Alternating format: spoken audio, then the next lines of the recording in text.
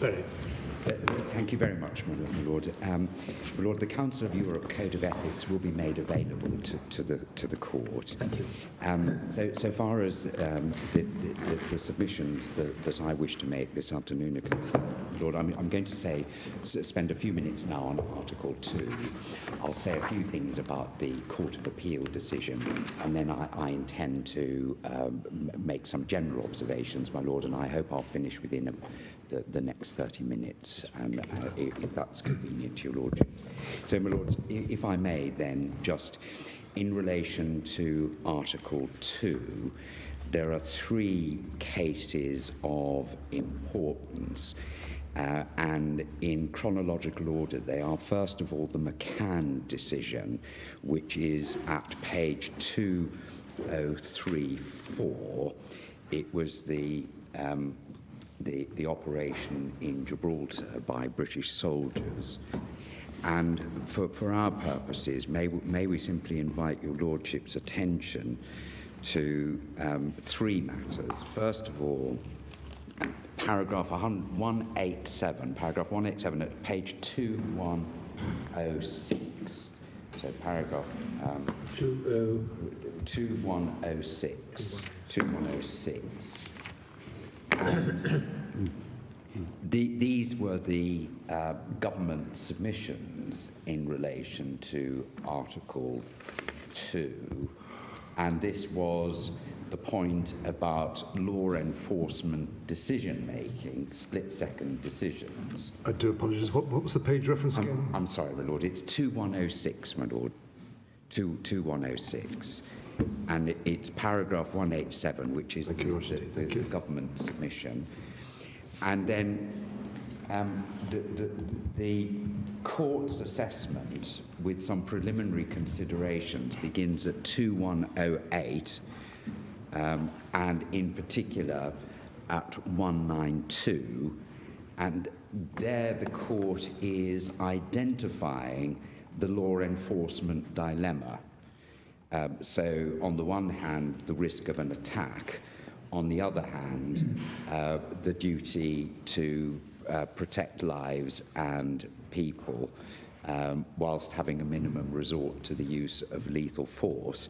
And then the actual assessment is at paragraph 200 at 2110, where the court accepts the soldiers honestly believed, in the light of the information that they'd been given, that was the intelligence information, it was necessary to shoot in order to prevent them from detonating a bomb. And they go on to say that action under Article 2 may be justified where it's based on an honest belief, which is perceived for good reasons to be valid at the time, but which subsequently turns out to be mistaken. To hold otherwise would be to impose an unrealistic burden on the state and its law enforcement personnel in the execution of their duty, perhaps to the detriment of their lives. And it makes reference again to the dilemma. So that was the McCann decision. And so for good reasons means what?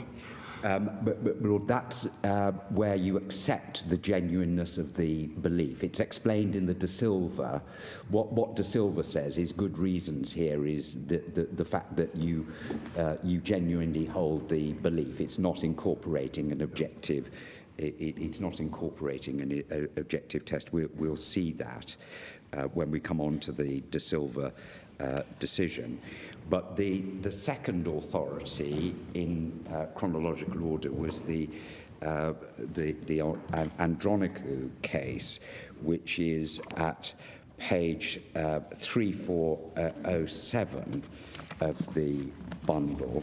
This was the decision to which I made reference earlier, the shooting of the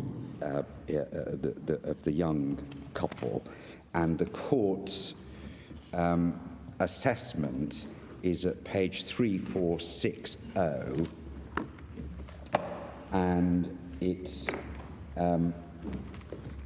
the court's assessment of the administration of force is at 3460, beginning at paragraph 191. Just wondering, how does this play out in relation to disciplinary proceedings or civil proceedings? I mean, this is to do with Article 2, and how does that transpose itself across to... What we say, my lord, is that there should be some harmony between this and the disciplinary proceedings, as there is in the Northern Ireland Code, where this case is expressly cited in the conduct regulations. But my lord, I take the point that these are Article 2 cases, but there is a recognition in these cases about not second-guessing and imposing unrealistic burdens, C 191 to 193, and that's all I wish to say in relation to that. And then the De Silva case, which is the third, which is the latest from the Grand Chamber in this area, is page 2125 is where it begins, and the analysis is at 2180, paragraph 244 to 248. So it's 2180 to 2181. And paragraph 244, Lord, to 248. And now, did this arise out of criminal prosecution? Or? This was the Stockwell shooting. In which case, there hadn't been a criminal prosecution, Lord, and nor had there been any disciplinary proceedings. Right. There wasn't a criminal prosecution because the Director of Public Prosecution said there was no realistic prospect of conviction, and there'd been no disciplinary proceedings because of the action of the actual officers who shot, relying on the intelligence that they'd been given by other officers. There was a question about the planning and control of the operation, but there had been a criminal prosecution of the Metropolitan Police for health and safety, right. Not securing the safety, which was a different matter. But the jury had added a rider to their verdict that they attributed no blame to the officer who was in charge of the operation. So what was the basis of the complaint against the United Kingdom? That there'd been a violation of Article 2. Yes, but in what respect? In that the force use was not absolutely necessary in the circumstances of the case. So this is the substantive breach of substantive obligation under Article 2, yes. Not dealing with the procedural obligation. Is that right? Right. Yes. And also, your lordships will see that there was an intervention which you can see at 2174, page 2174, paragraph 224, about the criminal law provision, that the definition of self-defence in English law was drawn very widely, and reference is made to the good reason point at the top of page 2175, and that explains the analysis at 244 to 248. So that's the position under Article 2, and those are the three cases. Lord, may I make some observations in relation to the Court of Appeal judgment, which is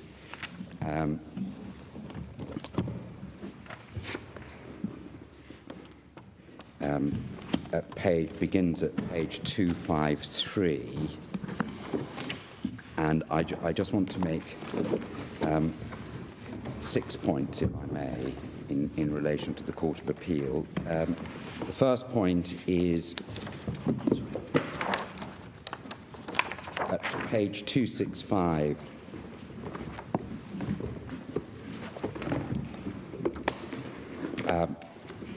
paragraph 42 and 45.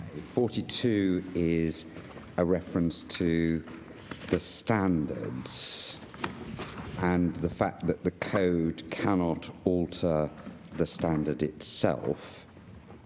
And then at paragraph 45, at the bottom of page 265, it would have been easy for the code to say expressly that it would not be misconduct for proportionate force to be used, incorporating the criminal law test. And we simply make the point that it's an opportunity for your lordships to clarify the position, whatever it may be. That's the first point. The second point is, at paragraph 47,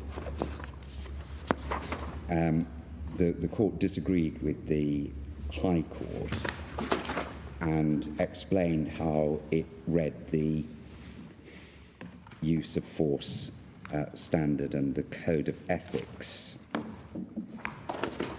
And it says in the final 4 lines that the paragraph 44 simply gives guidance as to how the officer is to seek to justify his use of force, namely by reference to his honestly held belief at the time. And then that belief will then be judged by the disciplinary panel according to whether the force used was necessary, proportionate and reasonable. And it seems to us, at any rate, that it's the use of force that's judged according to the belief rather than the belief. So that's the second point. Paragraph 49 is the third point. The Court of Appeal say that in paragraph 49, the final 6 lines of the paragraph, if the officer makes an honest mistake, as counsel for W80 put the case, the disciplinary panel must still determine whether the use of force was, in the words of the standard, reasonable. In many cases, of course, an honest mistake is also likely to have been found reasonable, but there will be some cases where it will not. The only point that we would make, Lord, and we invite your lordships to consider whether for future clarity, it's more than deciding whether the force used was reasonable in all the circumstances. The panel must, of course, go on to consider separately if a breach of the standard amounts either to misconduct or gross misconduct. So there's the gross misconduct issue. The fifth point, paragraph 50, we don't accept that as the Court of Appeal expressed it, the criminal law. Paragraph 50. Paragraph 50, my lord, the reference to the technicality, the respondent submissions, that was W80, seek to introduce a technical meaning. And we respectfully submit it. It's not a technical meaning. And also, there's the point I made at the beginning of the opening the appeal about the public, the investigation being private, whereas a misconduct hearing is conducted in public. And in this particular case, they're talking about this particular case when, of course, as we know, there was a public inquiry. And paragraph 53 is the point that I would invite your lordships to consider about the training point, whether that is in fact more than something that goes to mitigation, because if all the circumstances are taken into account, we would submit that that's one of the factors that should be considered on its own terms. So those are the points in relation to the Court of Appeal. In general terms, my lord, we would invite the court to clarify the operation of the test. As we read the Court of Appeal decision, it has rejected the conventional 2-stage approach to self-defense, and certainly that you don't see the 2 stage approach in the materials produced by the interveners, to which I'll make reference in a brief moment. But obviously one of the important objectives of all the parties before your lordships is to have something that is clear and workable for the future. If it is the Court of Appeal test, if our reading of it is correct, and it's a general evaluation of all the circumstances without any stage 1 or stage 2, then clarification of that point, if that's what your lordships decide, would be welcome. Lord, I don't propose to say anything about the police misconduct regime. We accept the purpose of misconduct hearings, and there's a clear statement of principle at page 2285 of the bundle, which is the College of Policing guidance on outcomes, which makes reference to some of the important cases which are also included in the court's bundles, but it's 2285, the threefold purpose, and it's not necessary to take up time in relation to that. There is a point that's made in relation to the unconscious bias point, if I may characterize it in that way. The first point to note is that the public inquiry found no evidence of bias in this case. See page 4683, page 4683, paragraphs 12.4 to 12.6 of the public inquiry.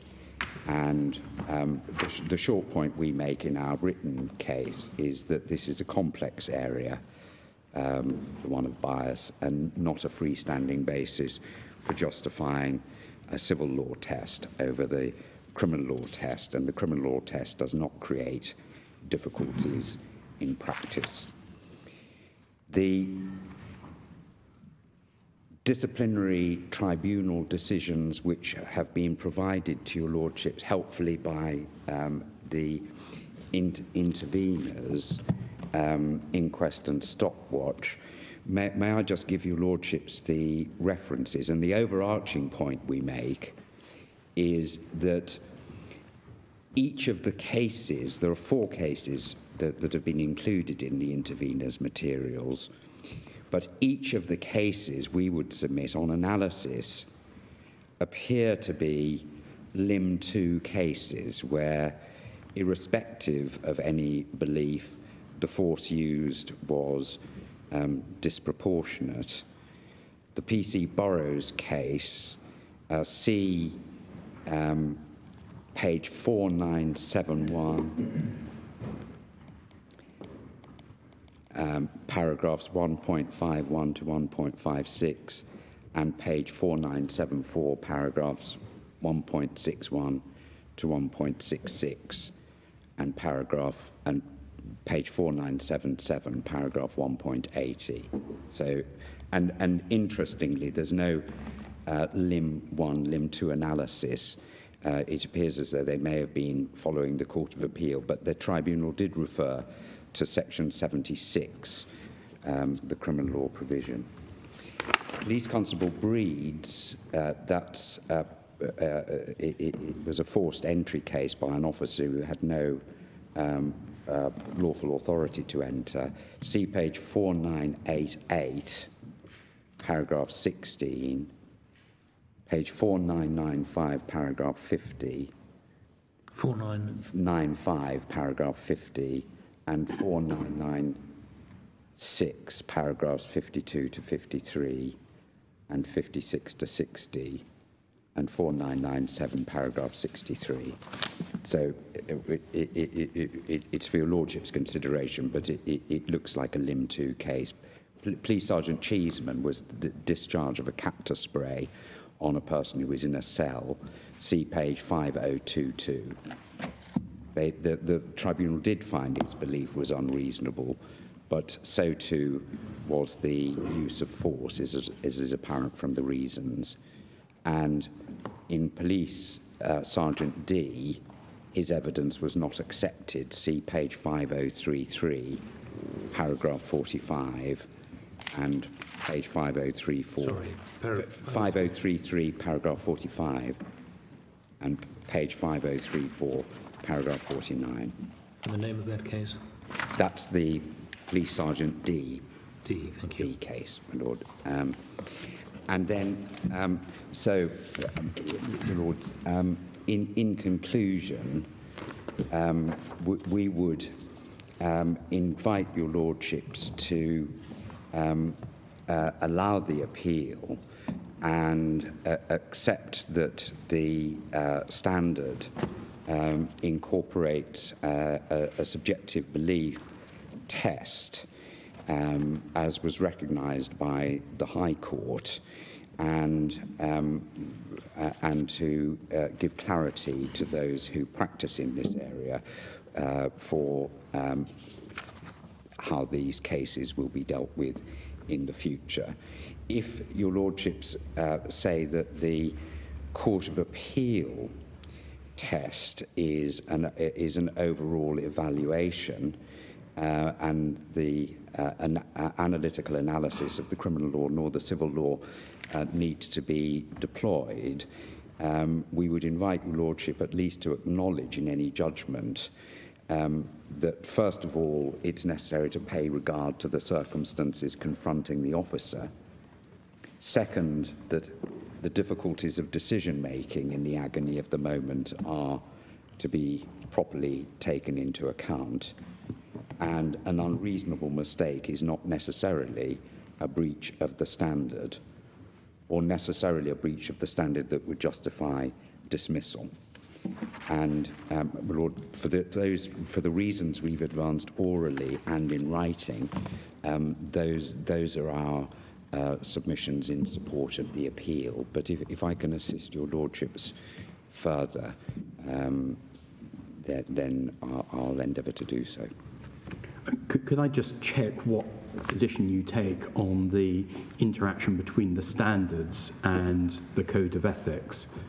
My understanding from what you said is that you accept that the Code of Ethics does not affect the interpretation of the standard, which is the relevant legal provision that we have to interpret and apply. Have I understood that correctly? Yes. Yes. What I say, my Lord, is the Code of Ethics reflects what the standard already contained. Yes. All right. Thank you very much. That's helpful. Thank you very much. Bear with me a minute.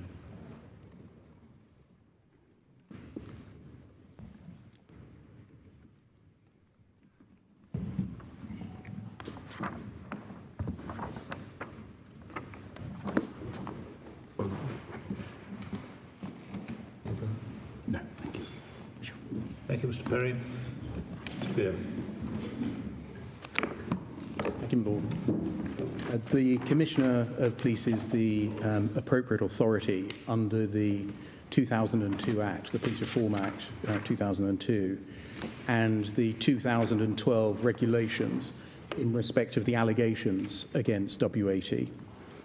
He, the Commissioner, has been directed to bring proceedings against W80, which allege that although W80 genuinely and honestly believed that there was an imminent threat to his life and that of his colleagues, by discharging his weapon, he's guilty of gross misconduct because it was unreasonable for him to have held that honest belief.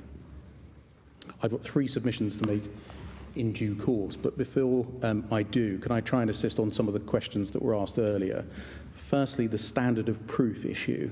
I think the court was looking for some help on that. And could I invite you to turn up 1777 in the bundle, please?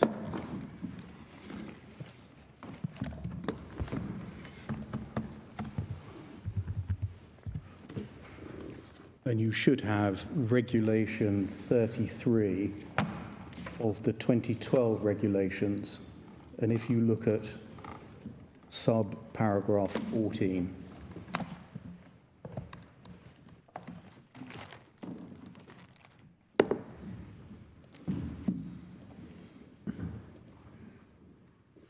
That sets out the standard of proof in police misconduct proceedings is the balance of probabilities. Just for your note, and no need to turn it up, the same is the position under the 2020 regulations. That's regulation 4116 of the 2020 regulations, and that is page 1816.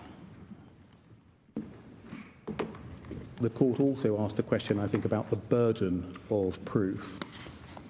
And here it's necessary to look to a decision of Mr. Justice Mitting in a case called Hayman.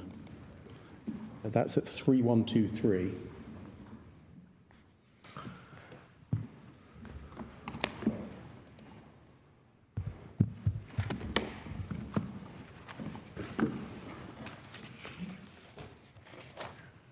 You'll see it's a July 2008 decision. And if you scroll forwards, please, to page 3125 and look at the foot of the page at paragraph 11, you'll see that His Lordship cited the then Home Office guidance. It was in fact a Home Office guidance applicable to 2004 by the time the case had worked its way through the court system. And you'll see that it cites paragraph 3.8.1 of the then Home Office guidance in deciding matters of fact.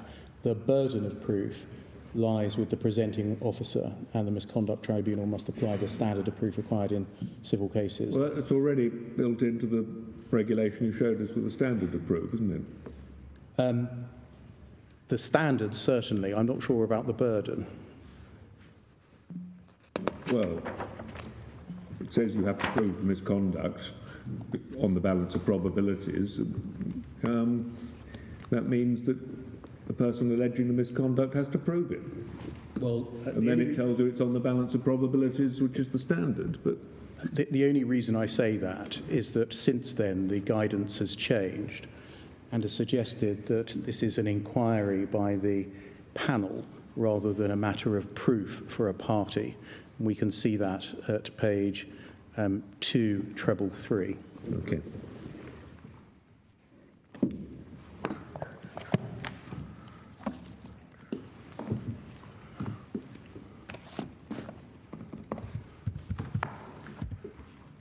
And so what's this document at 233? It is the more recent Home Office guidance of June 2018. You can see that from the foot of the page.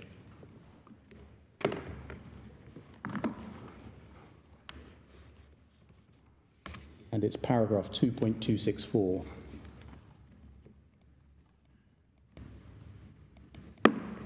And you'll see that although the paragraph commences as the paragraph that Mr. Justice Mitting was citing did commence, it's removed the passage which suggests that there's a burden, and instead, in the second sentence, focuses on whether conduct is proved if the person conducting the hearing is satisfied that. This is a reflection of a further review of police misconduct, which suggests that they should be even less legalistic and more an inquiry by the person conducting the hearing. And one of the ways in which that has been effective is by removing reference to any party carrying a burden. It still appears to me that the person conducting the inquiry has got to start off from the proposition that he isn't satisfied, and then he has to be persuaded that he is.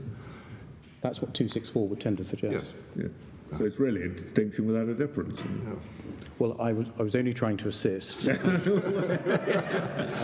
anyway, I mean, I would have thought it could be said that what is brought is a charge of disciplinary misconduct. It must be for the person bringing that charge to Yes, I mean, certainly show that to whatever standard of proof there has been disciplinary. Certainly an evidential burden, I'm sure. In any event, those are the references that I thought might help to answer the questions that were asked earlier. Thank you. Can I turn to the three submissions that I got to make? Has it always been the civil standard, or was there a time, as there was under many disciplinary regimes, when the criminal standard was applied and then later changed? Yes, under the police brackets, discipline, close brackets, regulations 1985. They were the precursors to the police conduct regulations 1999. There was a criminal standard. Thank you. You haven't got the 85 regulations in the bundle. We've done some archaeology on the regulations, but haven't dug that deep. Thank you. The three submissions then, none of those seek to repeat what Mr. Perry has said on behalf of W80. There's inevitably some slight overlap. This isn't the case where the grounds of appeal or the submissions were divisible between us. And we plainly have different roles to perform and different perspectives in the proposed misconduct proceedings, in that we bring the misconduct proceedings against W80. The three submissions are, firstly, the court should have particular regard to the pre-legislative history of the use of force standard in the 2012 regulations as an extrinsic aid to construction. And though the provision should, of course, be read in the context of the instrument in which it sits as a whole, of heightened importance in this case, in relation to the use of force standard, is the historical context of the situation which led to its enactment. And such an approach tends to suggest that the use of force standard has required an approach of considering whether force used was reasonable, necessary, and proportionate by reference to the user's subjective state of knowledge of the circumstances that led to his use of force. The second submission is that paragraph 4.4 of the Code of Ethics should be seen as part of a continuum of the same approach, rather than being a new development or a surprising gloss to a use of force standard that took a different approach to the issue. Sorry, could you repeat that? Yes.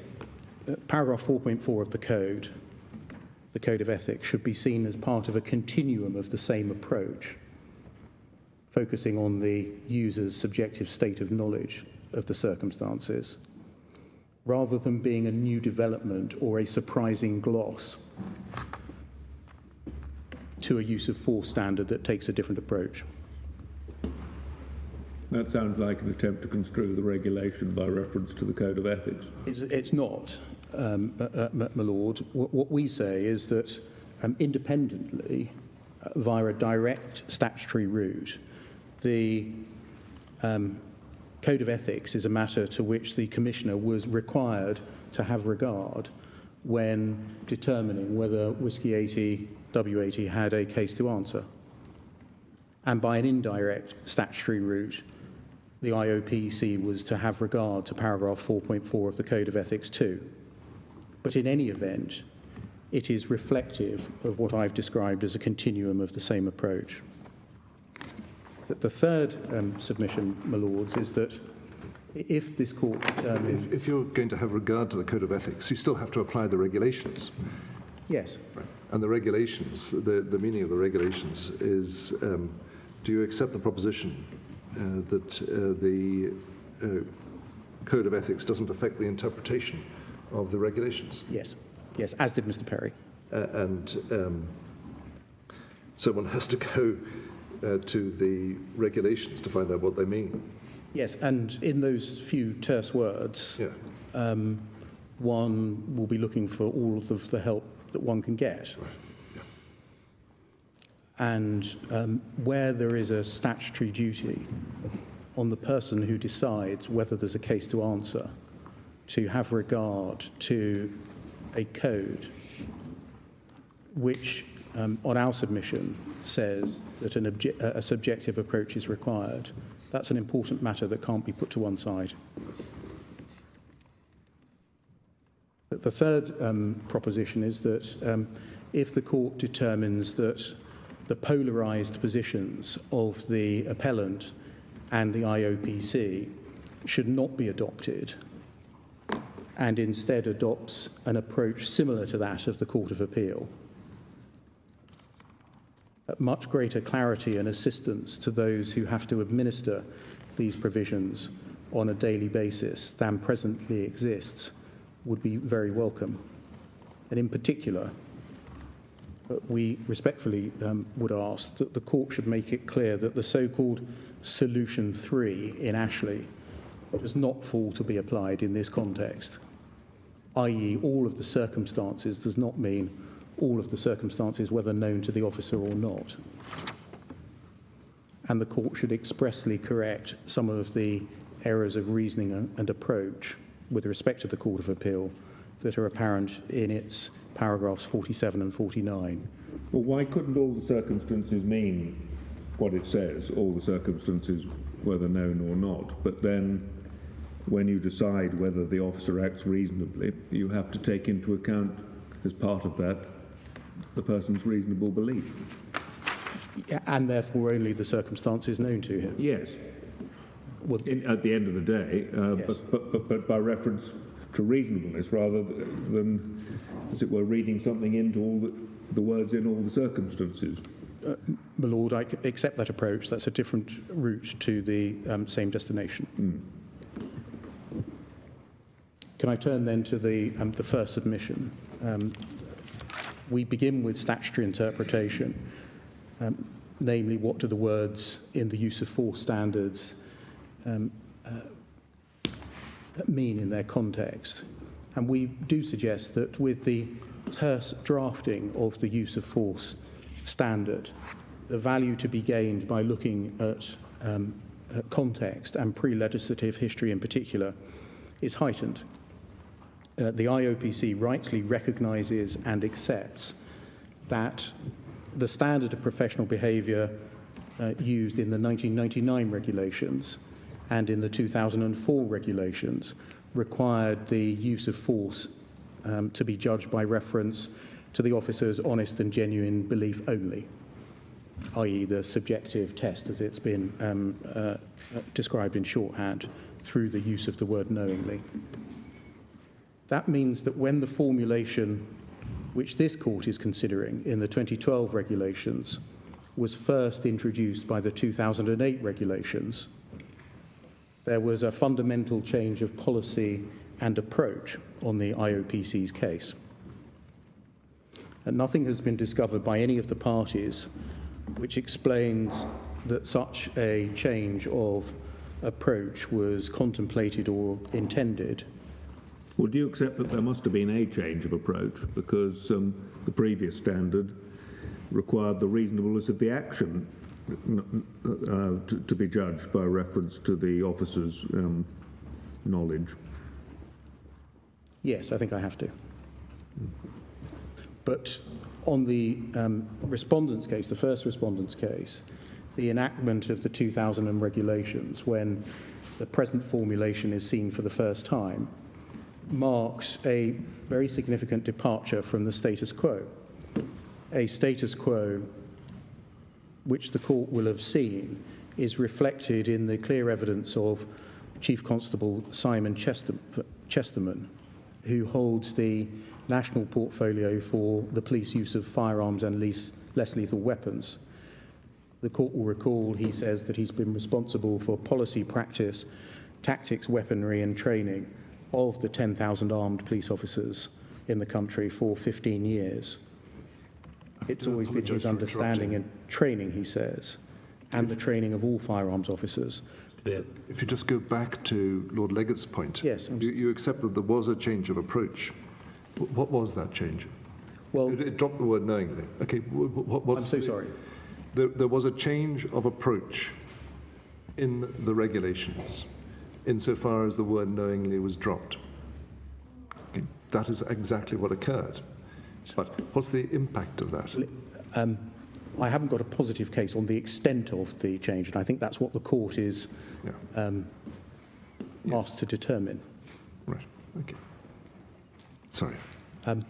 The court will appreciate that the Commissioner, sitting in the position that he does, with a responsibility for bringing misconduct proceedings, has not sought to fill in the canvas that the use of force standard leaves perhaps blank by adopting or taking a position of the IOPC on the one hand or W80 on the other, that one should engage in an exercise in either seeking to ascertain whether police misconduct proceedings are more like civil proceedings or criminal proceedings, or whether a certain formulation would most serve the ends of the police misconduct regime.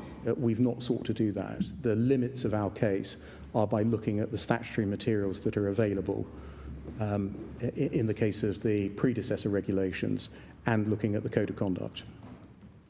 And it's my fault because you did tell us, but can you just remind me, when was the change between the criminal standard of proof to the civil standard of proof again? It's criminal in the police discipline regulations, 1985, civil from the police conduct regulations, 1999. The first 95 or 85? 85. Did I say 95? Sorry if I did. You said 85. On a previous occasion, I wrote down 95. It's definitely 85.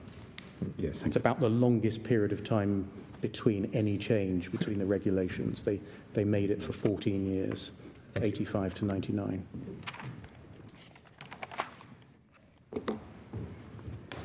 Thank you. Could I just ask Mr.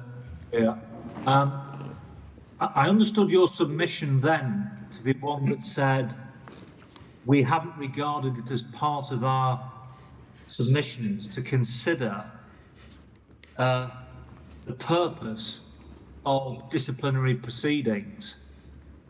Did I understand that correctly?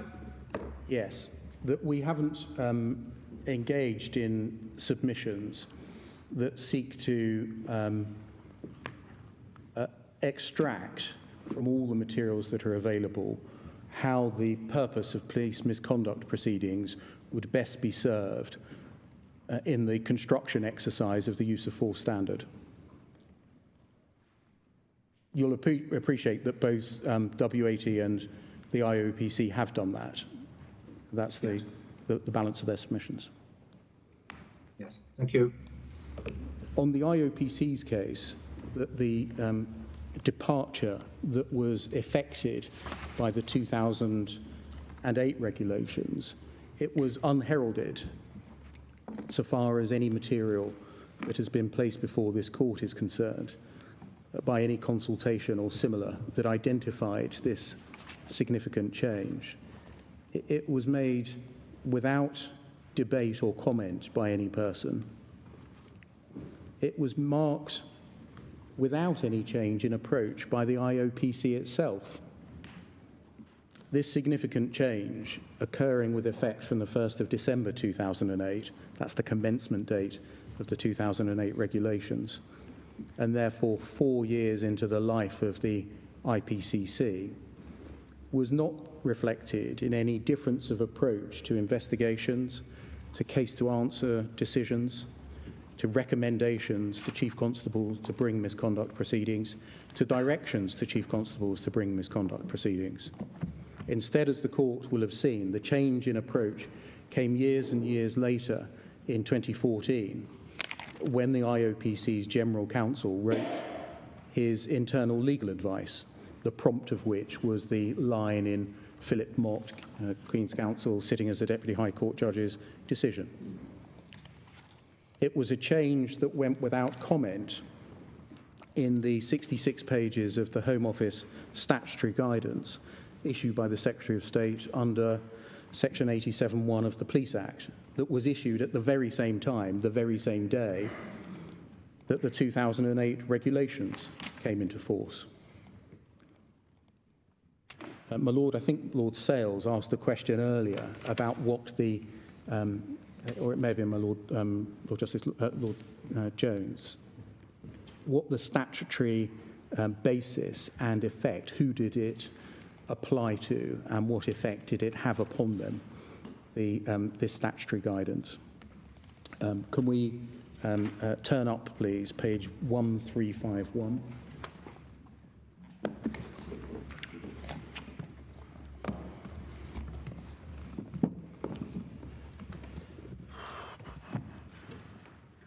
And you should have, at the bottom half of the page, section 87 of the Police Act 1996. So in answer to the question, whichever of my lords asked it, to whom is the guidance directed and what is its statutory effect? The former question is answered by section 87(1). This is the Home Office guidance we're talking about. Yes, we're talking about the Home Office guidance at the moment. It's issued to, amongst others, 1B, Chief Officers of Police. And then E, it may be issued to the Director General of the Independent Office of Police Conduct.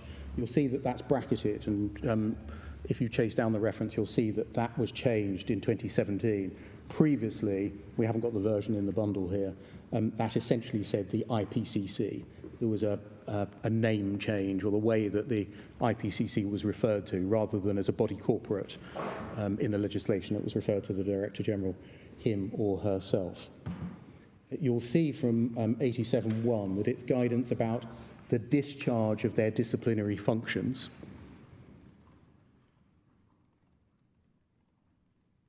And as to the latter question, it's the duty under 87(3) of every person to whom any guidance is issued to have regard to the guidance in discharging their functions to which the guidance relates. And you'll see what 87(4) says. So guidance was issued coterminously with the 2008 regulations coming into effect that had this statutory force and this statutory effect. And it was silent on this, if the IUPC is correct, fundamental change. And lastly, this change was without any difference of approach being adopted by misconduct panels, by the Police Appeal Tribunal.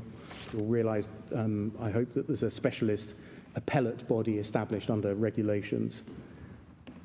And you'll recall, there's no need to turn it up, what the Divisional Court said about the material that had been placed before it, about any differences of approach adopted in this regard. It's paragraph 35 of the Divisional Court's judgment. No need to turn it up. It's page 281. Now, none of that is determinative of the issue at all, and nobody has ever said that it was. The absence of a difference in training, the fact there's no consultation, there's no debate, there's no comment, there's no change in approach by the IOPC, by any misconduct panel or tribunal across the country, in the Home Office guidance or otherwise. But the point is that there was no sea change of approach when this new, startling new test arrived.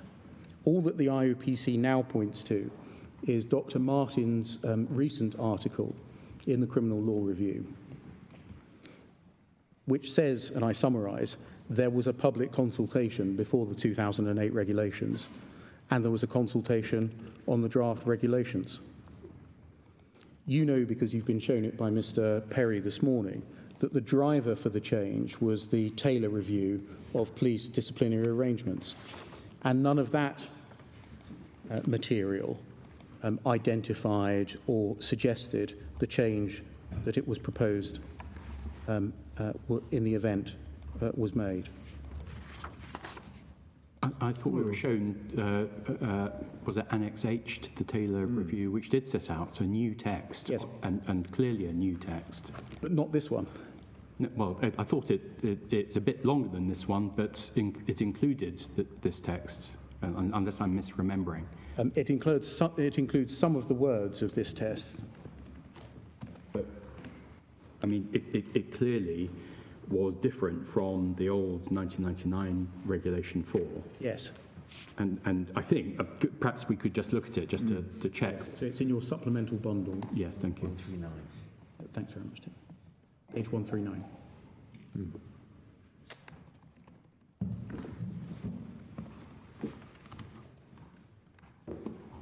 It's the second sentence that has some of the similar words in it. No, similar. Well, I mean, nobody could read that as similar to the previous test. Knowingly has vanished from the Yes. standard. And the concepts used are objective concepts on the face of it.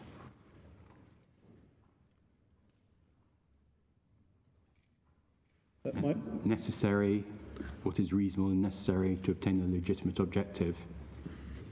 I mean, I appreciate one potentially might read those in particular ways, but just as a matter of language, they are all, are they not, objective concepts which are being used. And could you say there's no indication in the Taylor report, this is their annex with what they're actually suggesting? Yes. And what has not occurred is any acknowledgement that the current test imposes a subjective requirement and that the proposal consciously steps away from it. All that has occurred is the adoption of some of the words of the Council of Europe's standard. Well, how does this code compare generally with what was there before? Is it very similar with just one or two minor changes, or is it a completely different code, really? The latter. It's a completely different code. Well, then that rather diminishes from any expectation that one should assume that there's continuity. Yes, it may lessen the force of the point that I'm making. I accept that, my lord. Can I turn to my second submission, the approach to paragraph 4.4 of the Code of Ethics? And the submission, you'll recall, is that it should be seen as part of a continuum of the same approach rather than being a new and surprising gloss.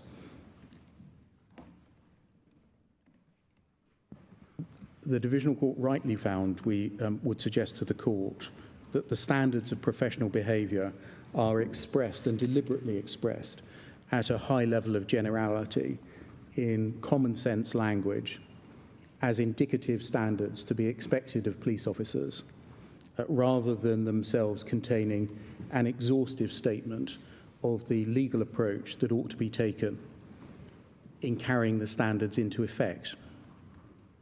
You'll see that the standards set out behaviours to be expected rather than prohibitions that must not be broken or offences that must not be committed.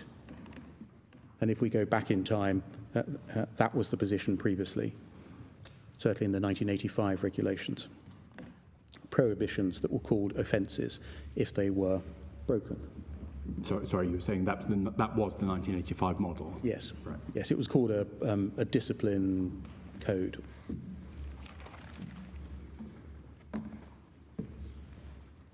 But I mean, isn't that reflective of the fact that this code is not setting out the disciplinary standard which is to be applied to a police officer precisely because that is in the regulations?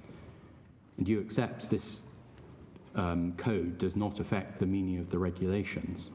So the relevant legal rule that will be applied to a police officer, is that in the regulations? Is that not right? Yes, my submission was about the regulations. It was about the code of conduct, that those standards, they're all on a single side of A4. I mean, not in your printed bundle, because the way they've been printed is that the whole of the police code of conduct is set out on one side of A4. They are deliberately expressed at a high level of generality in what might be described as common sense language. And therefore, we say that it's natural that you should reach for some other instrument in appropriate cases when determining how to carry them into effect. But if one looks at what's happened generally in professional conduct in all professions over the last 30 years, there's been a move away from regarding them as discipline, punishment, similar to criminal proceedings, criminal standard of proof, towards an emphasis on protecting the public, civil standard of proof. Yes. Wouldn't it be consonant with that to expect the test for use of force to change as well, from as though it was in a criminal trial to something likely to reflect the civil proceeding, or at any rate to be giving less weight to the officer and more concern about the risk to the public if people, for example, act on honest but unreasonable beliefs? Well, Lord, with respect, I say that would be too sweeping an observation to carry that generalist view into the interpretation of the standard for the use of force, in particular because what has been a feature of many of the other regulated professions is, as the Lord has described, a pithy statement of principles or standards that must be achieved. But then the colour of the canvas is filled in by a subset of codes, of guidance, which tells regulators and the professions themselves how they're going to be carried into effect. That's what happens with doctors, dentists, solicitors, and barristers. And that's what the function that we say that paragraph 4.4 of the Code of Ethics performed here. It was a carrying into effect of a statement of professional behaviour expressed at a very high level of generality. And what's the difference between carrying into effect and reinterpreting? Well, it can't alter the meaning of the standard, but what it can do is, in a statement which says, which includes a phrase in all the circumstances, it can direct a decision maker to focus upon the circumstances that were known to the officer. To have regard to, but ultimately to apply the standards set out in the regulation. Yes, because the statutory force of the instrument itself is one of only having regard to. Yeah, I must say I'm having some difficulty following precisely this submission that you seem to be making, because on the one hand you accept that the Code of Ethics cannot affect the true interpretation of the regulation, but on the other you seem to be operating with this idea that somehow when one applies the regulation you can rely on the Code of Ethics to affect what practical impact you give to the regulation. But, I mean, surely the regulation has to be interpreted. Even if we didn't have the Code of Ethics, this issue would arise, and we'd have to interpret the regulation.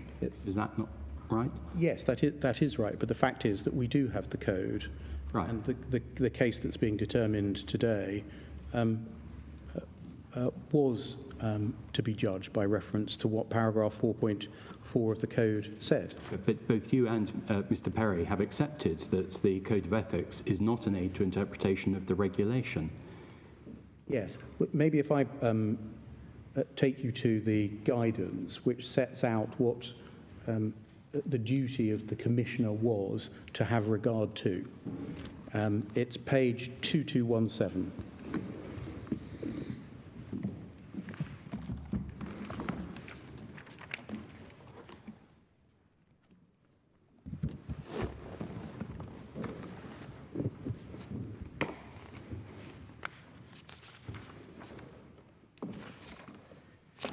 And if you scroll on, please.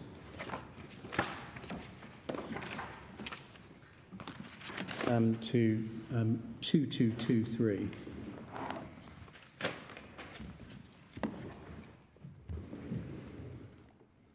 And this is dated, sorry, which date? July 2014. Yeah. July 2014. Did you say? Yes, it says at the foot of each page, I think. Thank you. And in the introduction, you'll see at B a reflection of the section 87, which sets out to whom the guidance is directed. So this is all about the status of the guidance, not the code. Right. And then if you go forwards, please, to 2227. Well, sorry, just before you move on, I mean, B says it's guidance as to the discharge of functions under regulations. Yes. And I think that reflects the language of Section 87, which talks about discharge of Disciplinary functions. disciplinary functions. So the code is not setting out the disciplinary rule that applies. It's giving guidance in relation to matters which may affect how one comes to judge whether a particular rule of in the regulation has been broken or not. Yes, except that, right? that's right. One's got to read on to see what the guidance tells you, the statutory guidance tells you as to your treatment of the code. All right, but I mean, unless you tell me otherwise, I wouldn't have thought that the code, or indeed the guidance, can tell you not to apply the disciplinary rule that is the function to be, it is your function to apply, can it? In accordance with its true meaning. I agree. It can't tell you not to apply it. What it can do is we'll see at page 2227. If you could read paragraph 1.1, please. Sorry, page 2227.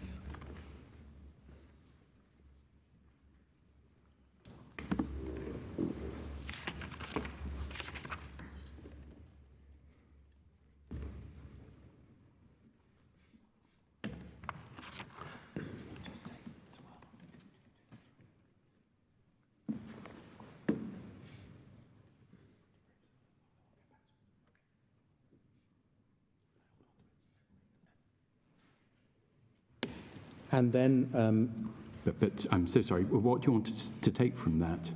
Because that seems to emphasise the difference between the guidance and the code of ethics, which is talking about matters of practice and standards to be expected, which, by contradistinction to the actual rule, disciplinary rule, which is contained in a regulation. yes, and if we can read on to 1.2, please.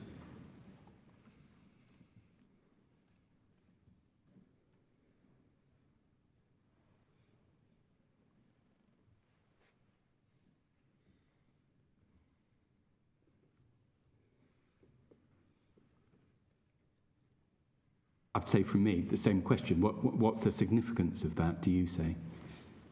The direction to both the Chief Officer of Police and the IOPC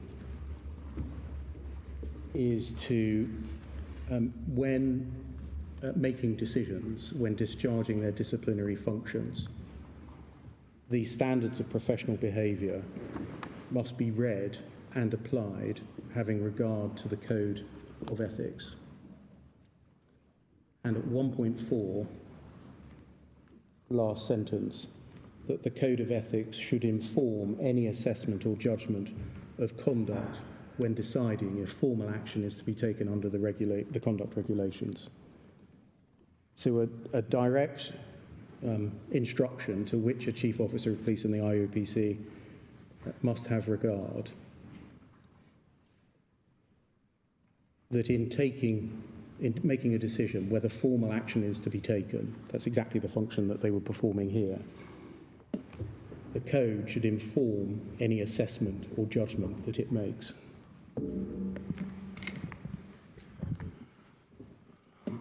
And so this isn't a case...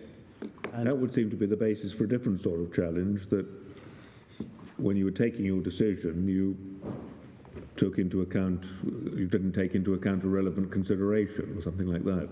That's in fact how the challenge started, because if you recall the history of the legislation, the history of the proceedings, the challenge was the Commissioner wrote back to the IOPC and said, you haven't taken into account the Code of Ethics.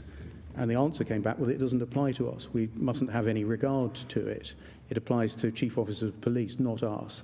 And then in the Divisional Court, Mr. Owen, on the second day, accepted by the indirect route of the Home Office guidance that his client was to have regard to the Code of Ethics. Right, but that's not the issue in this court. No, that would be a hollow victory, I think, for... So my point was that's a different question from the one that we have to address, which is what is the interpretation of the rule. I take the point, my Lord. And can I just ask what, again, I'm just trying to explore what the significance of this, as you say.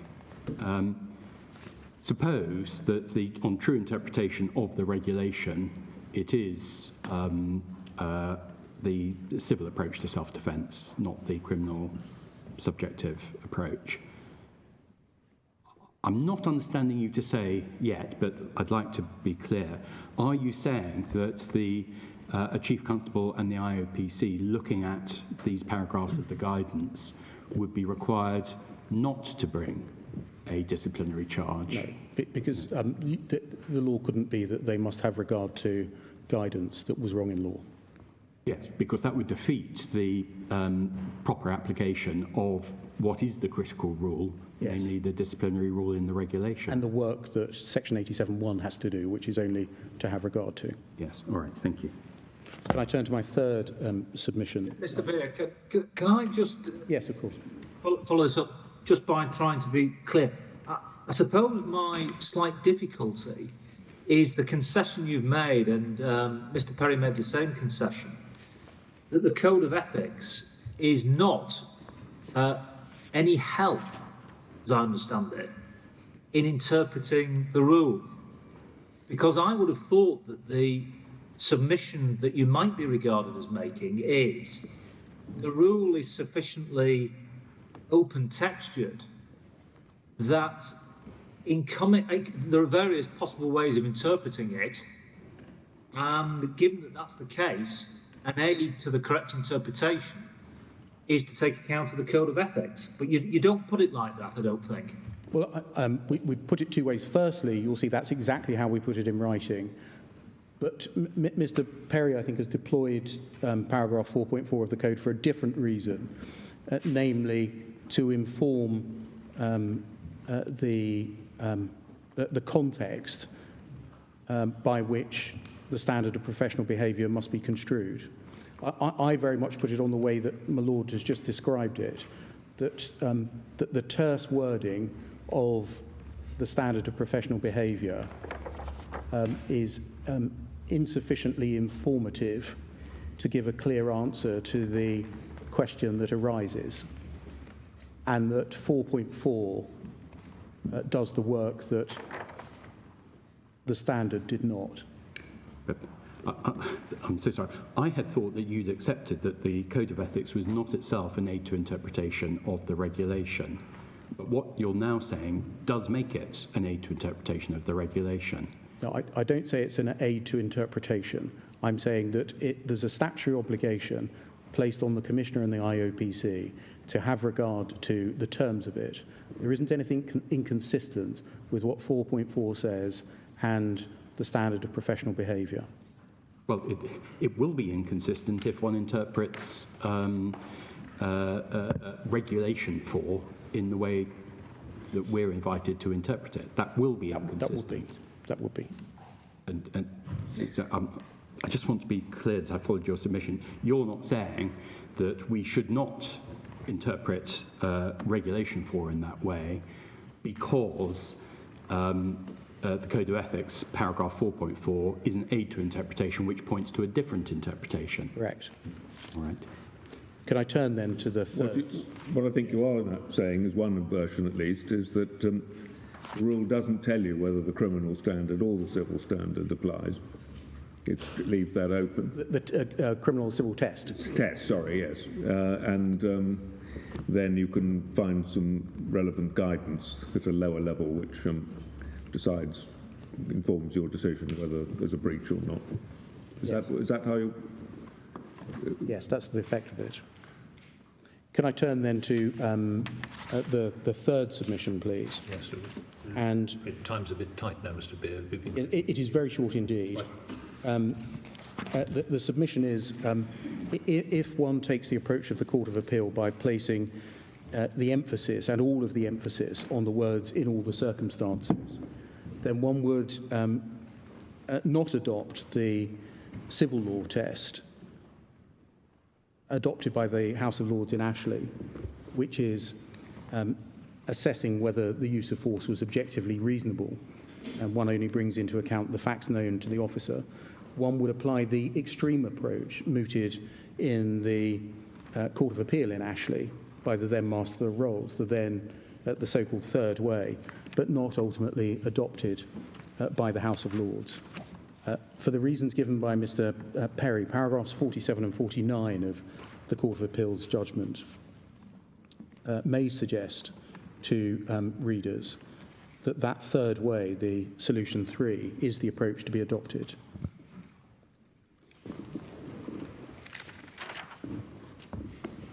If the court here rejects the polarised positions of the IOPC and the appellant, then at the very least we say that the court should identify that third way is not the approach to be adopted in police misconduct proceedings.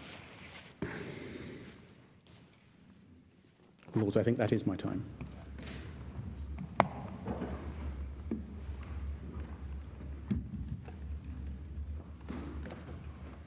Thank you, Mr. Beard. Thank you very much. Very grateful to you. Mr. Raine. My Lords, the Director General respectfully submits that the Court of Appeal was right to reject the application of the criminal law test for self-defence when determining whether a police officer's use of force may lead to misconduct proceedings for breach of the use of force standard. Lord, we rely on 7 points. I'll summarise them and then develop them in more or less detail in the remainder of my submissions. Point 1, the quasi-employment proceedings point. Regardless of whether the courts below were right to describe police misconduct proceedings as sui generis, they are clearly not criminal proceedings and serve a fundamentally different purpose, as we'll see when I take you in greater detail to the Taylor Review. The 2008 amendments reflected an intention to move away from a criminal/court-martial style approach to make police misconduct proceedings akin to ordinary employment proceedings. The rules of evidence are extremely broad. Hearsay is admissible. The civil standard of proof applies. The available sanctions exclude a financial penalty or loss of liberty. And absent clear legislative intention that the criminal law test for self-defence is to be applied, logic and the purposes of the scheme compel, we respectfully submit, a civil or objective test. Point 2, the legislative history point. Bear with us just a minute.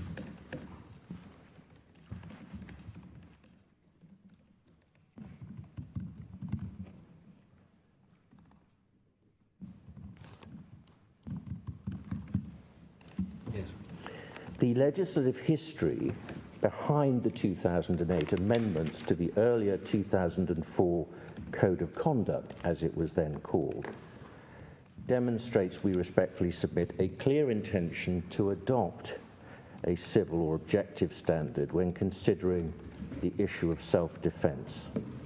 Had it been intended to apply the criminal law test, so recently articulated in section 76(3) of the Criminal Justice and Immigration Act 2008, which came into force on the 8th of May 2008, with the regulations coming into force on the 1st of December 2008, had it been intended to apply the criminal law standard or test, it would have been simple to do so in the 2008 conduct regulations. But our submission will be that a criminal law test for self-defense would have been contrary or wholly anachronistic when one understands the purpose or recommendations in the Taylor Review, which inspired the 2008 amendments.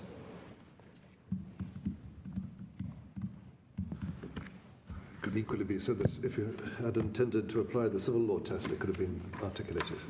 Yes, I understand that point, my lord, but we go back to my point that the intention here was to move away from a criminal court-martial model, and logic compels, therefore, that if it was intended to retain or to imply a criminal law test, that could simply have been added to the end of the standard by saying, as the officer honestly believed them to be, in all the circumstances as the officer honestly believed them to be.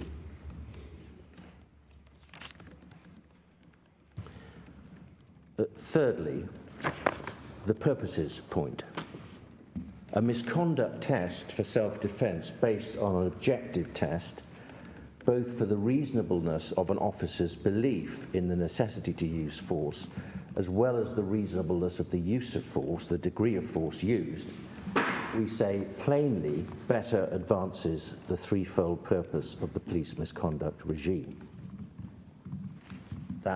Those purposes being to maintain public confidence in the reputation of the police service, to uphold high standards in policing and to deter misconduct, and to protect the public. And indeed, it's fairly clear that all 5 judges below took the view that a civil test would better serve those purposes. As we'll see from the Taylor Review, to have a civil test in which the reasonableness of the use of force and the reasonableness of the belief promotes a learning culture. In other words, promotes what was a central purpose of the Taylor Review, which was a move away from sanctioning and punishing to a learning culture.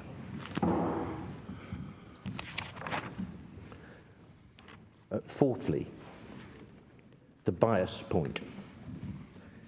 To adopt the criminal law test would permit an officer to rely on his honestly held but overtly discriminatory beliefs to avoid a finding of breach of the use of force standard.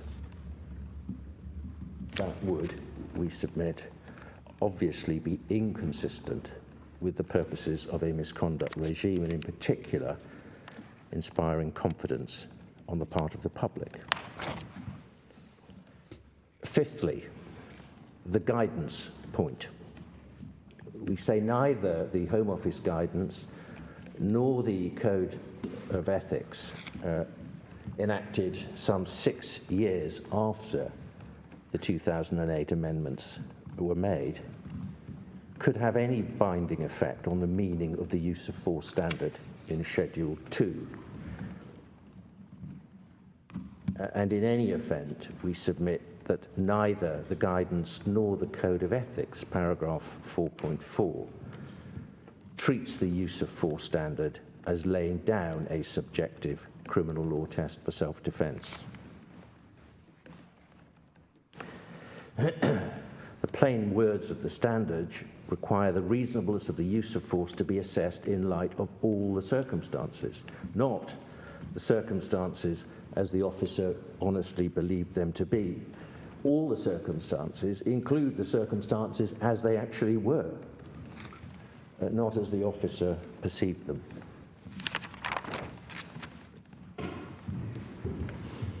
Six, the Article 2 point.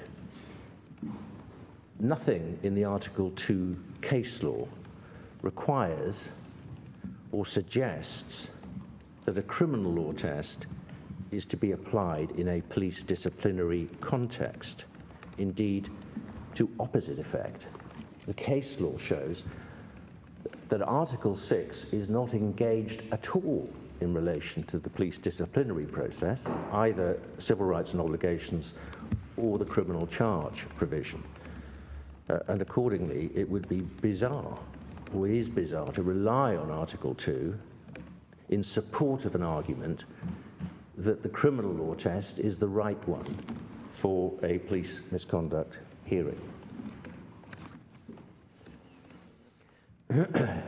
Seventh, and finally, the practicability point. The suggestion in W80's case is that the Court of Appeal's ruling is unworkable in practice and almost incomprehensible in application. That, in our submission, is self-evidently not true. And I'll show you, for example, the letter written by the National Police Chiefs Council, I think with Mr. Chesterton's name on it, in November 2020, so immediately following the judgment in the Court of Appeal. For your notes, it's page 4903, which sets out very clearly what the Court of Appeal judgment means.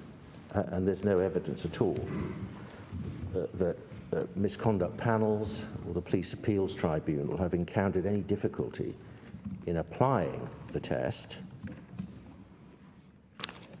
I make clear, and it's obvious, the submission of the IOPC was that the civil test should be applied, and it should be effectively so identified as the second option in the House of Lords ruling in Ashley. And that remains our submission. And to the extent that the concern on the part of Malone Friends so far has been that there is any lack of clarity, our submission is that lack of clarity can be removed by identifying Ashley 2 as the right test. It's certainly not Ashley 1, it is not the criminal law test. And for obvious reasons, there can be no suggestion that there's a difficulty in applying Ashley 2, because it's been applied by civil courts for decades. Well, the fundamental difficulty with what the Court of Appeal said is that they claim they were rejecting both approaches. I know. Yes, they did. But on analysis, we respectfully say they effectively reached the same conclusion. They applied an objective test. They rejected the criminal law test.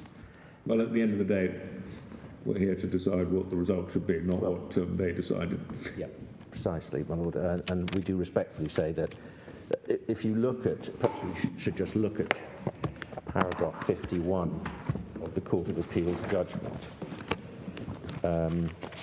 which is page 267, electronic bundle.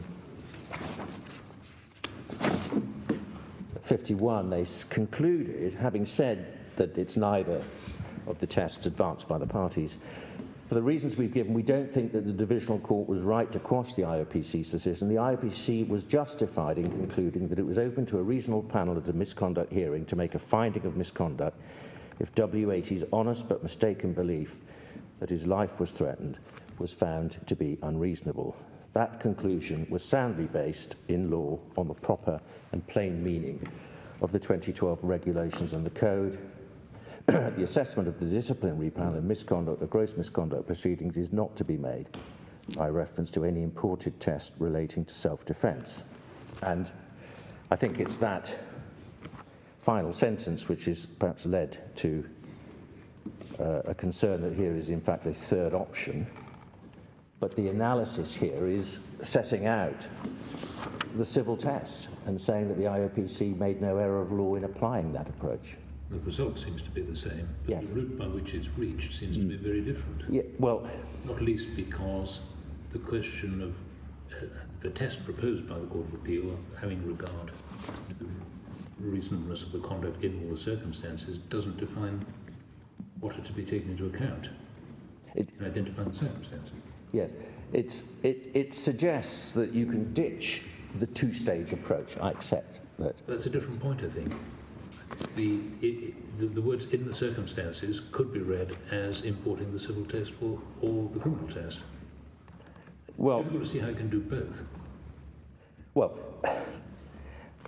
as I said, I'm not here to defend the Court of Appeal's formulation or reasoning.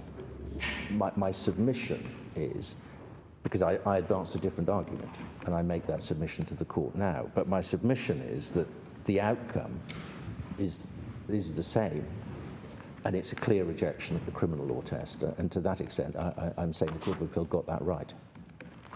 Thank you.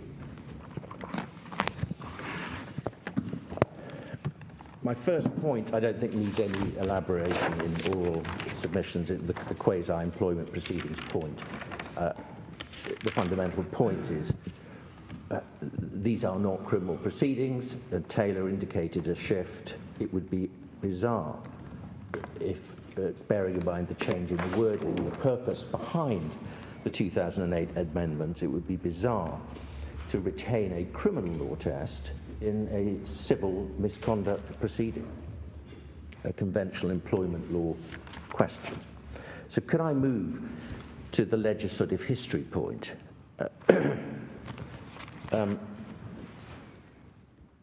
And much of this argument, it's fair to say, is right to say, I take responsibility for it, was not presented to the court below. And further illumination, we respectfully submit, can be gleaned, in great part thanks to the article by Professor Martin, on which, as you've seen from our case, we've placed considerable reliance and have greatly adopted.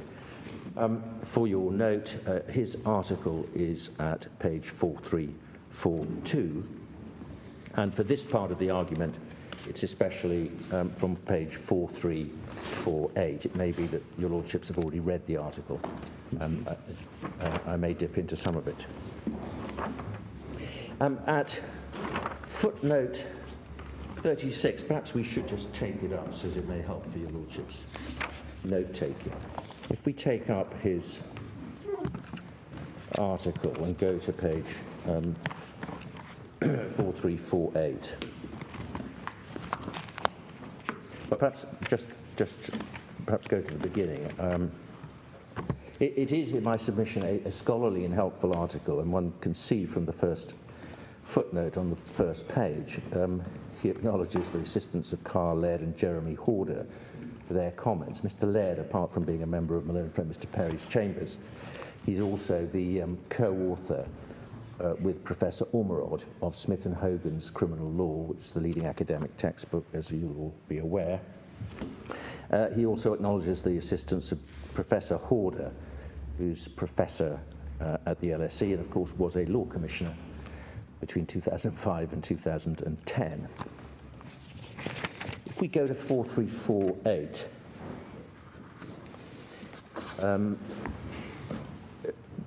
Assistant Professor Martin is looking at the regulatory context, and in the second main paragraph on that page, he says that behind this regulatory scheme are clearly the Home Office, but also the Police Advisory Board for England and Wales, a non-departmental body. The board includes representatives of the MPCC, the IOPC.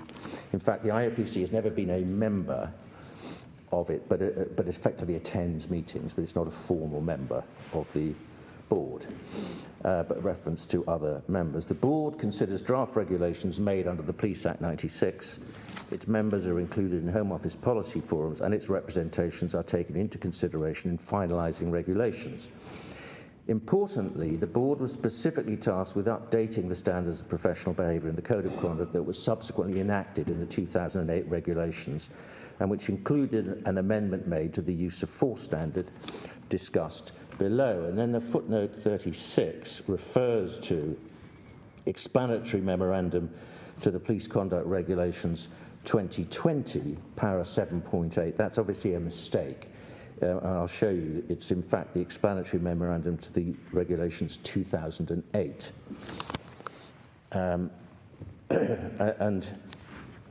just to read before we go to it, The 2008 amendments to the standards of professional behaviour were approved by all organisations represented on the board's working party in updating the regulations in 2012 and 2020, which retained the use of force standard as introduced in 2008.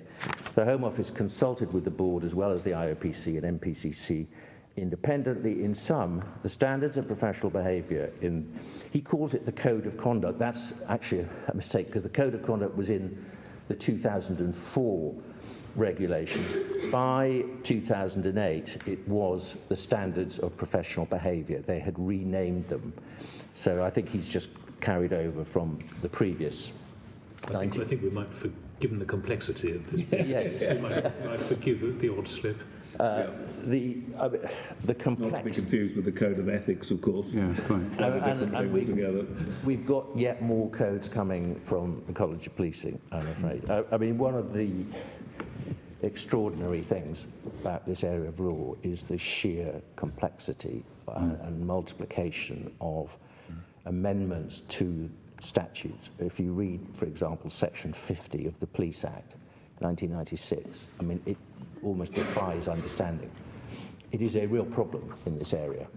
There's no question about it. It does not, in my submission. And how does a police officer then actually know what he's supposed to do or not do? Well, quite. It's not, frankly, good enough. It is not a satisfactory statutory scheme. And it may well be, because I accept the point that my own friend Mr. Beer has made, that changes, I would submit, pretty fundamental changes were made in 2008. As to why it was not greater understood as to what the consequences or implications of the changes are, it's difficult for me to comment on that, other than members of the police force, obviously at senior level, were party to this process and taking part in the consultation process. And as my Lord Sales pointed out, the consultation included consultation on what is a fundamental change in the wording to the conduct regulations. The fact that it has taken time for this issue to be litigated, again, it's true. I'll show you Mr. Emery's note later. It's on page 390 for your note. But Mr. Emery, senior lawyer at the IOPC, comes to this task really for the first time in 2014 and sets out as best he can, given the available material, his analysis as to why it is the civil test. And that is, as Mr. Beer has fairly pointed out, then the context in which this litigation, this decision is taken about a case to answer against W80, and this litigation is then before this court. But going back to Assistant Professor Martin, top of 4349, in sum, the standards of professional behaviour in the code contained in the conduct regulations are the product of extensive deliberation, policy making and formal reviews undertaken over the last 15 years. This underscores their status at the top of the regulatory hierarchy. Before I show you the Taylor Review, can we just look then at the explanatory memorandum, which is at 4378.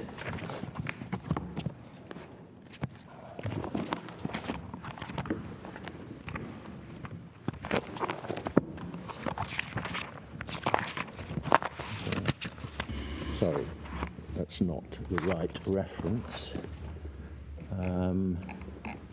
4376, I'm sorry.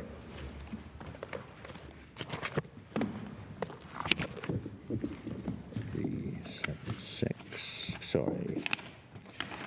Yes.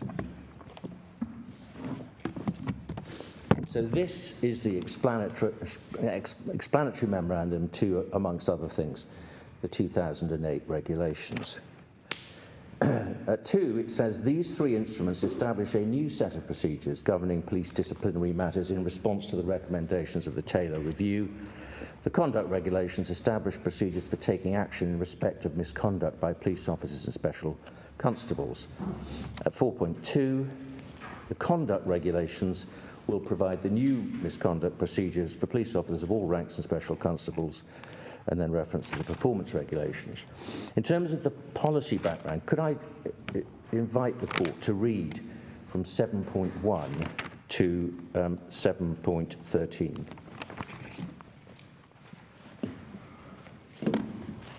Can I just check, are these regulations made by the positive procedure or the negative procedure?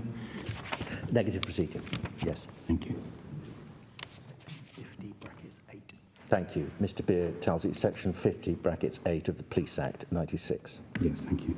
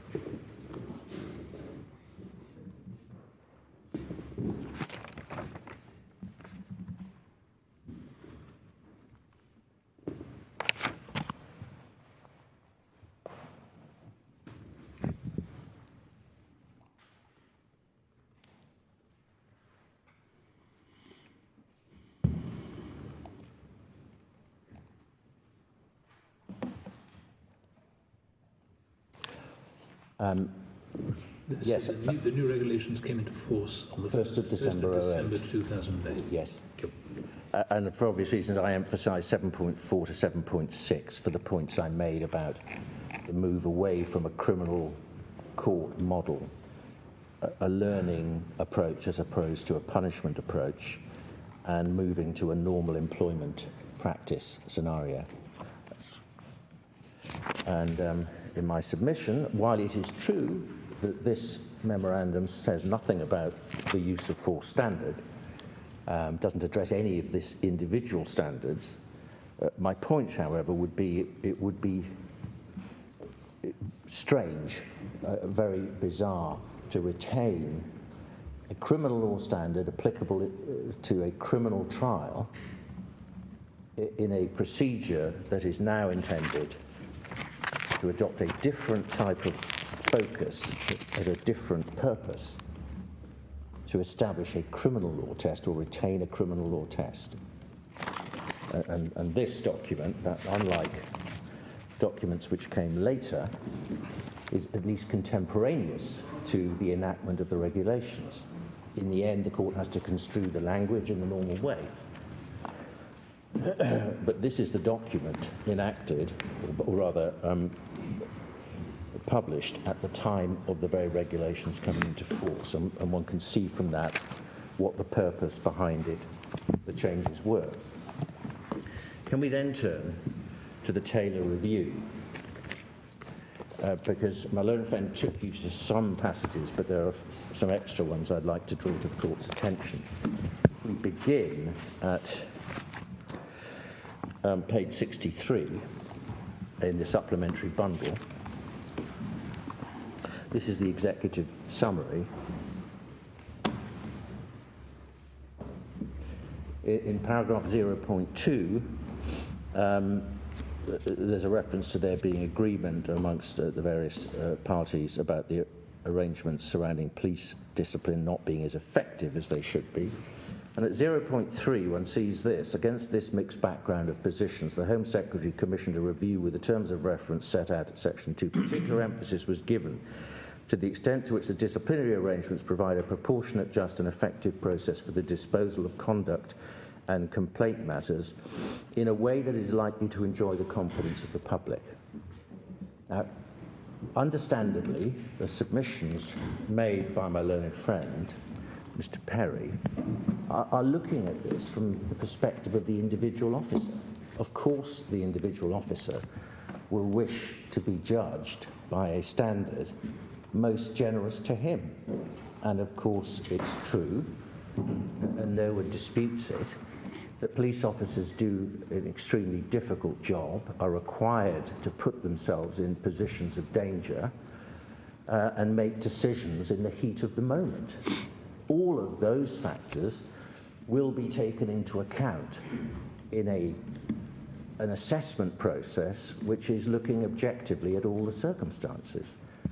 And in the guidance, the reference to reasonable in all the circumstances, and in particular what the officer was facing at the time, again, is a perfectly reasonable reflection of why any tribunal is going to allow a great deal of leeway because of all those factors to an officer's decision to use force in a situation of great danger, which this one clearly was. But the purpose here was clearly to create a conduct regime which would be likely to enjoy the confidence of the public. If you ask yourself this question, will the public's confidence be increased by knowledge that an officer's use of unreasonable force, objectively speaking, will escape accountability under the use of force standard? Is that likely to promote confidence in the misconduct regime? If the test is purely subjective, what the officer honestly believed to be the situation, that is in effect the end of it for the stage 1 assessment. Of course, the force then used has to be seen to be reasonable. But in my submission, a purely subjective criminal law test is simply, and I don't suggest I need authority for this, it is not going to command the confidence of the public, who will wish to know that officers who have in fact objectively used unreasonable force can be identified and some proceedings taken against them whereby their behaviour is held accountable. If we go over the page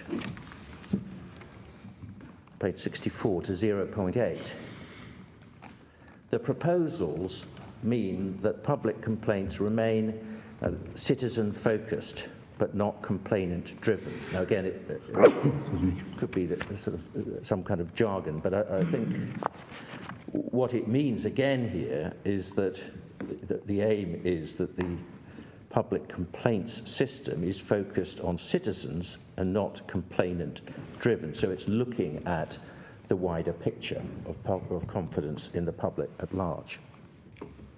At page 65 of the bundle, the recommendations are set out, the 6 recommendations, and Mr. Perry took you to number 1.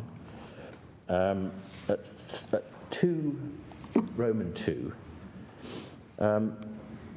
what's said is that disciplinary arrangements should take account of the above regulatory framework. It should be simple, minimal, and meet the needs of modern policing by avoiding an overly legalistic or adversarial environment. It's accepted that the ACAS Code of Practice on disciplinary and grievance procedures should be the basis for the regulation. In this way, the conduct arrangements can benefit from the experience of employment law and good employment relations practice, but which touches on most people's life, but still be capable of management by Parliament in the public interest. And then this, at 3, the intention is to encourage a culture of learning and development for individuals and/or the organisation.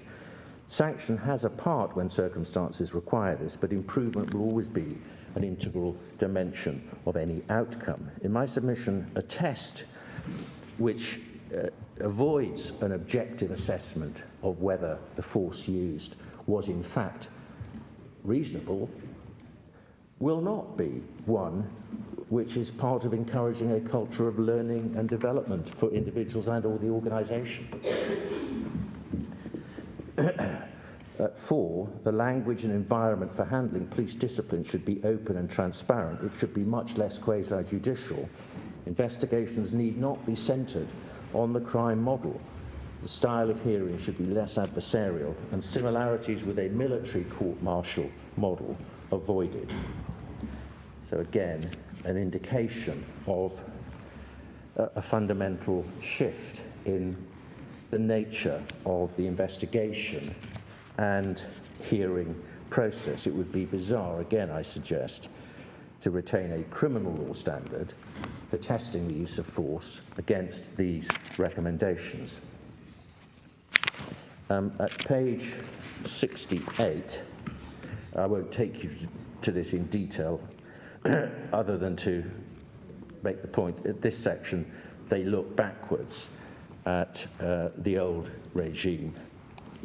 And at 1.3.1, one sees the Home Secretary asked for a fundamental review of the police disciplinary arrangements to report to him by the end of the year, in order that some comment can be made on the recommendations of the Morris inquiry. The Morris inquiry was another investigation by, I think, the trade union leader, Bill Morris,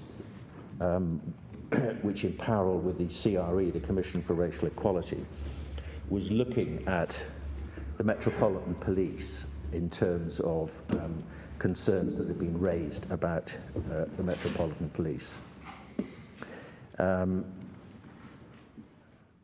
Fair to say, it goes on, the last sentence, say, evidence given to the Morris inquiry into the Metropolitan Police Service built on these calls for reform, highlighting that the current process is slow and bureaucratic. And then reference to the last significant attempt to improve the system was in 1999, when the conduct regulations were revised. Page 70 is the terms of reference. Consideration to consider police disciplinary arrangements and the extent to which they provide a proportionate, just and effective process for the disposal of conduct and complaint matters, and in a way that likely to enjoy the confidence of the public and the police. And then it sets out the first item, the extent to which the code of conduct is fit for purpose and the potential for the development and possible incorporation of a code of ethics. At page 77,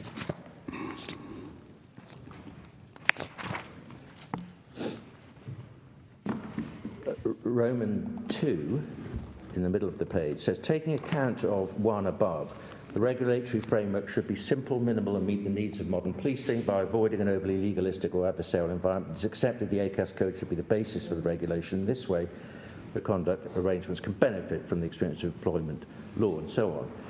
And that this, at 4.29, although not universally accepted, it is common currency that the current arrangements are overly complex and that the quasi-judicial style does not aid openness and learning within the organisation. The history and development of the system has a basis in the military court-martial model, and the fact that the majority of the participants in the system work within the criminal justice system has had its effect in shaping the thinking and approach. This is unsurprising given the background and culture of the organisation. It is most easily seen in the language which permeates the present system. For those who encounter the present system without the baggage of that background, and that is the position for most members of the public, it seems unwieldy and hidebound. It doesn't offer what the public most want, namely a speedy and simple system which is readily understandable. For the officer too, it's often seen as unnecessary, threatening, disproportionate in application, little by way of support, improvement and development. And then goes on to say the belief the system should be regulated does not prevent the adoption of best practice from other models, and so on. The regulation should be simple. Now, again, I accept it's not specifically addressing the use of force standard, but the thrust of the analysis is looking back at, or looking at the existing model, military court-martial style criminal justice model, and clearly saying we have to move away from that. So the same point. Over the page, and again, I'd invite the court to read from Roman 3, 4 down to 5, so from 4.212, to 4.219.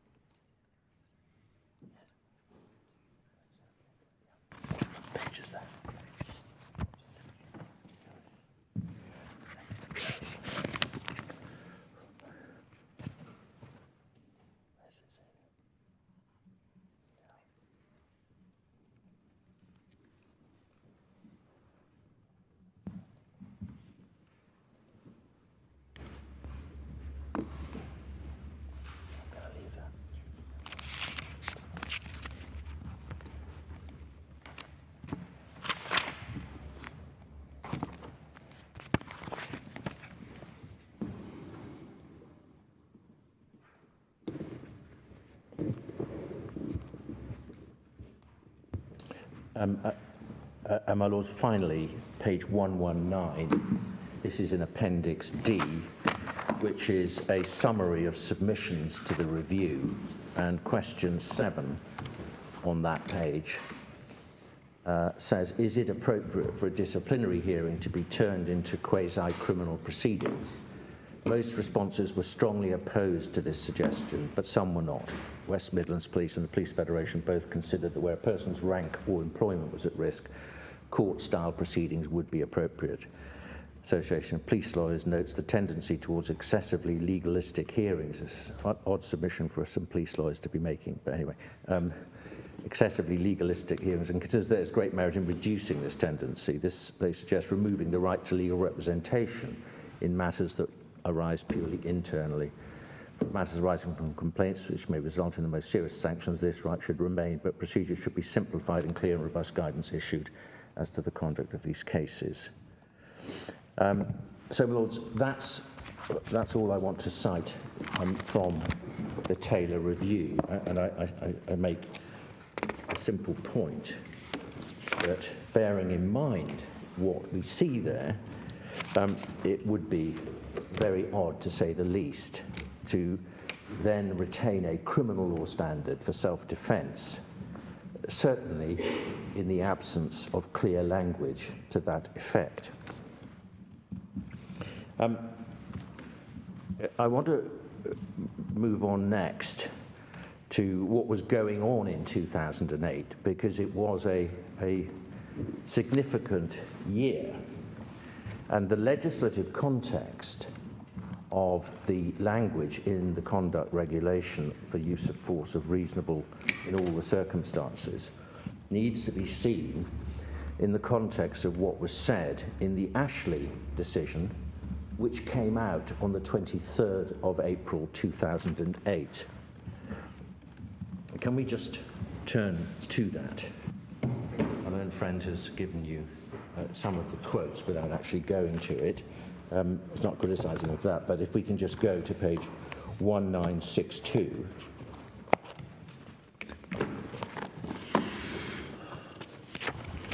The point being that the whole question of the different tests, civil versus criminal, was clearly a major issue during the very year in which these regulations were being drawn up.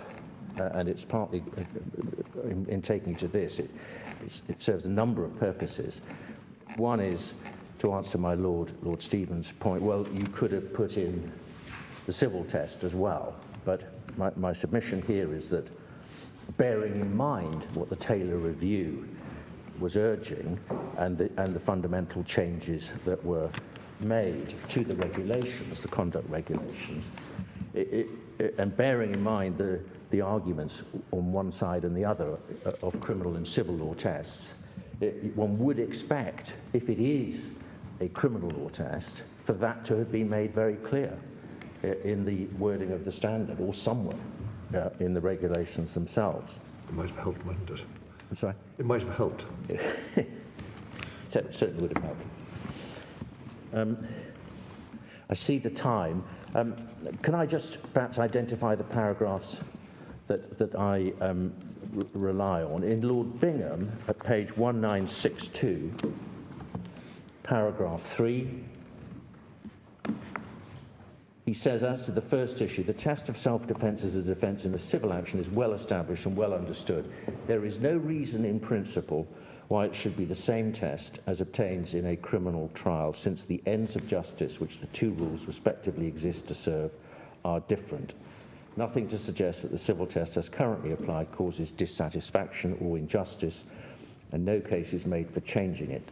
Even if that were an appropriate judicial exercise, I would not wish to inject any note of uncertainty into the current understanding of this rule.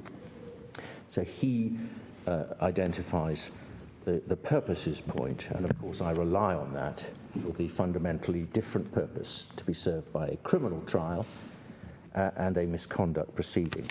Lord Scott, paragraphs 15 to 18, they're quite lengthy. I'm not asking you perhaps to read them now, but that is where Lord Scott develops his analysis of the rival approaches as between the criminal law and the civil law, and then at 18 emphasizes that the function of the civil law is different. Its main function is to identify and protect the rights that every person is entitled to assert against and required to be respected by others. And he goes on to say why it would be quite wrong to apply a criminal law test to in a tort claim. It would be the wrong balance between the rights of citizens.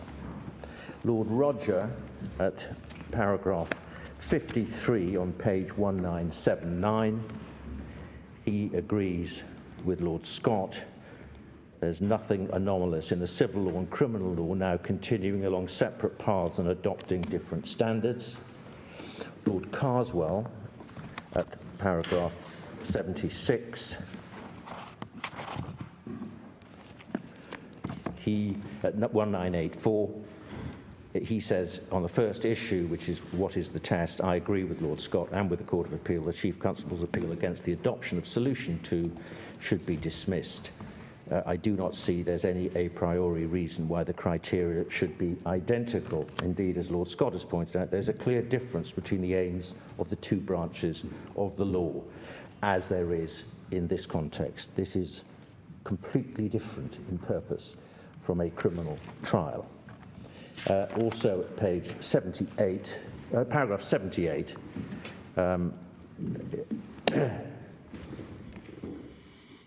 is that where he deals with public confidence? Sorry, I thought that was the paragraph where he dealt with the importance of public confidence. Perhaps I'll come back. I'll come back to that, sorry, tomorrow morning. And finally, Lord Neuberger, at paragraph 85 to 92. Again, if I can perhaps leave my lords to look at that rather than take you through it in detail. My lords, is that, if that's a convenient moment? I think so. And we'll resume tomorrow morning then at 10:30. Yes. Very grateful to you all. Thank you very much indeed.